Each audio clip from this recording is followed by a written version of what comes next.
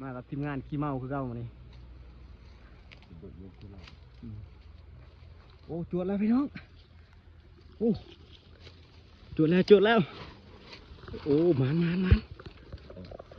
โอ้กระเหาะพี่น้องโอ้มาแล้วจวดแล้วพี่น้องเกือบหลุดได้หนิโนโอ้นี่ตีนที่ซื้อพี่น้องเบิ่งนะนี่ตีนที่ซื้อ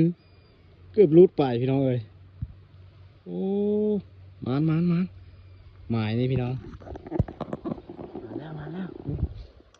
มาแล้วพี่น้องจวดแล้วนี่ตีนมันเกือบหลุดพี่น้องเอ้ยโอ้ล้มเกือบหลุดไปพี่น้องโอ้นี่ตีนมันนะนี่ขามัน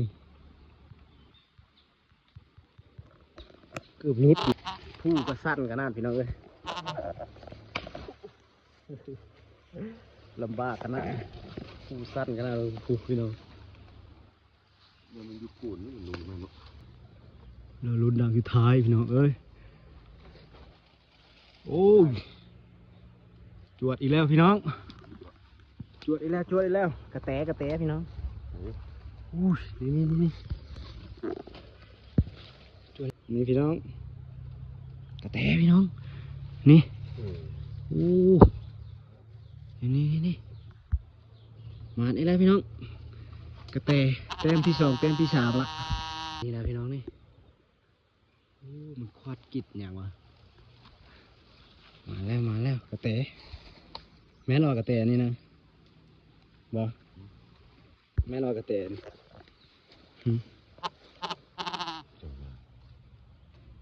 กระแตมานี่แล้วพี่น้องกระเหาะแต้มนึงกระแตแต้มนึงละมันพี่น้องนี่นะมากับทีมงานขี้เมาคือเก้าพี่น้องเอ้ยจวดมันคือเก้าพี่น้องนี่แต้มที่2งั้นแต้มที่2ให้หนูจะ2 โตแล้วเนาะ2 3หนู3 โตพี่น้องกินตัวนึงกระเหาะอีกตัวนึงกระแตตัวนึงพี่น้องนะมาแล้วพี่น้องมาแล้วมันพี่น้องเอ้ยรุ่นกันด่างต่อไปอีกพี่น้องเขาเซอร์ไว้อยู่ลุมแคมห้วยน้ำตอนนี้โอ้จวดได้แล้วพี่น้องหนูพี่น้องจวดแล้วนี่มาแล้วพี่น้องนี่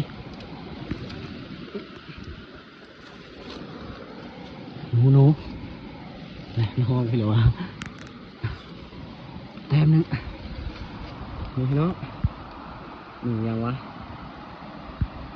จวดแล้วพี่น้องจวดแล้วมันมาแล้วพี่น้องเอ้ยเงา